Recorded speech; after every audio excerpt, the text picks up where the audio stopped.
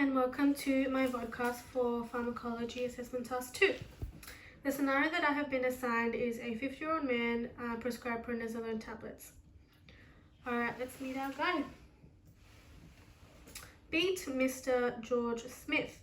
George is 50 years old and is overall a healthy man. He's 170 centimeters tall with a weight of 70 kilograms. Recently, George has been experiencing some pain in his knee joints. He noticed that in his knees there had been some swelling, and every now and then it would swell up. They were red and warm to the touch. George went to his local GP to get a consultation, and after a few tests, he was unfortunately diagnosed with an autoimmune disease called rheumatoid arthritis. His doctor prescribed him with prednisolone tablets to be taken once daily with food. The doctor has advised him to take it first thing in the morning before 12 p.m. to avoid any side effects. There are no contraindications in relation to George using this drug at the moment. Why was George prescribed these drugs? Prednisolone is a part of a group of drugs called corticosteroids. It is specifically a glucocorticoid, which have both anti-inflammatory and immunomodulatory properties. Immunomodulatory, meaning that it can either downregulate or upregulate the immune system. Glucocorticoids are naturally produced by our adrenal glands. One of the hormones that it produces is cortisol. However, glucocorticoids can also be synthetically made, and they can either be taken up via injections or orally. In George's case, he is taking them orally. Now let's look at some pharmacodynamics. When we talk about the mechanism of a drug, we refer to how the drug acts on the body to produce its effect. Be mindful that the same drug can have different processes in the body to produce the same effect. Glucocorticoids are lipid soluble, therefore they can travel around the body within the blood, but they cannot travel unbound, or in other words, freely. If they travel freely, they can penetrate any and every cell and therefore cause unnecessary adverse effects. So it needs to bind to a protein in the blood to transport it around the body to specific locations. This protein is called transportin. Now, in any human being, pain is detected by a range of receptors and chemicals. What happens to George was at the site of inflammation, which are his knees, the cells within the cytoplasm activated the nuclear factor kappa B. Nuclear factor kappa B then activates the genes in the nucleus to produce an mRNA, and then activates inflammatory cytokines. Prednisolone is an agonist that binds to glucocorticoid receptors, which are intracellular receptors. That is, they are located within the cytoplasm of the cell. Now, because prednisolone is a lipid-soluble drug, it crosses the cell membrane, binds to the glucocorticoid receptor in the cytoplasm, and interacts with the nuclear factor kappa B to make it inactive, thus inhibiting the gene transcription of inflammatory genes, therefore suppressing inflammation. That's just one example. Another way that prednisolone works is in the body is by inhibiting the production of inflammatory mediators such as prostaglandins and leukotrienes. In the initial stages of rheumatoid arthritis, white blood cells are attracted to the site of inflammation, and there are a lot of Th1 cytokines being stimulated, but that is not what we want. We use an immunosuppressant like prednisolone to dampen the response and get a balance between Th1 and Th2 cytokines.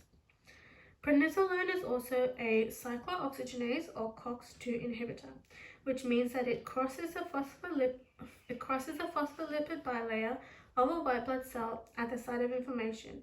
It inhibits the COX-2 enzyme and stimulates the arachidonic acid pathway to inhibit the production of these inflammatory mediators, therefore decreasing inflammation and pain. Now let's look at some pharmacological effects. George was prescribed this drug for its anti-inflammatory effect. However, there are many pharmacological effects that George will experience whilst taking this drug. A few are listed here, such as dizziness, insomnia, headaches, mood swings, stomach discomfort, and even increase in appetite. Alright, now let's look at some pharmacokinetics of prednisolone. George takes prednisolone orally, so it moves through the digestive system and almost all is absorbed readily after administration, almost 80 to 100%. Prednisolone is a prodrug, which means that when George ingests the drug, it is actually not active, and it has to be metabolized by the body before becoming an active agent. It is reversibly metabolized by the liver to its active form, prednisone. Prednisolone is thought to be metabolized by a subset of the cytochrome P450 enzyme, specifically the CYP3A4, to its metabolite prednisone. The volume of distribution for prednisolone is highly dependent on the protein binding properties. As discussed already, prednisone binds to transcortin in the blood, and it can also bind to albumin. The problem is that albumin has a lower affinity and high capacity, therefore not becoming saturated, meaning it does not reach its point of maximum concentration. This is why it binds to transcortin instead. It has a higher affinity and a low capacity, therefore reaching the maximum point of concentration. A 0.15 milligram per kilogram dose of prednisolone has a volume of distribution of 29.3 liters, while a 0.30 milligram per kilogram dose has a volume of distribution of 44.2 liters. Therefore, it is very highly variable. Prednisolone has a half-life of 2.1 to 3.5 hours, although it is shorter in children and longer in those who have liver disease. The drug also crosses the blood-brain barrier due to its highly lipophilic properties. Most of prednisolone, almost 98%, is eliminated in the urine after ingestion.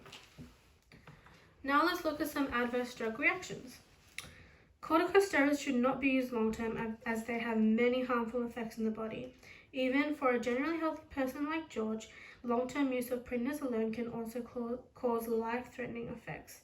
These include damages to the central nervous system, such as insomnia and seizures. It can cause damage to the cardiovascular system, such as hypertension, arrhythmias, heart failure. To the GI tract, it can cause GI irritation, increased appetite, as mentioned before. Musculoskeletal system, such as muscle weakness, osteoporosis. It can cause damage to his skin as well. It can cause acne, various skin eruptions, and other adverse effects, such as stress from injury.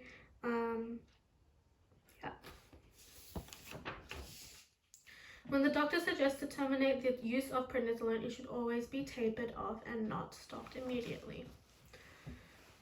Thank you for listening, and these are my references. Thank you.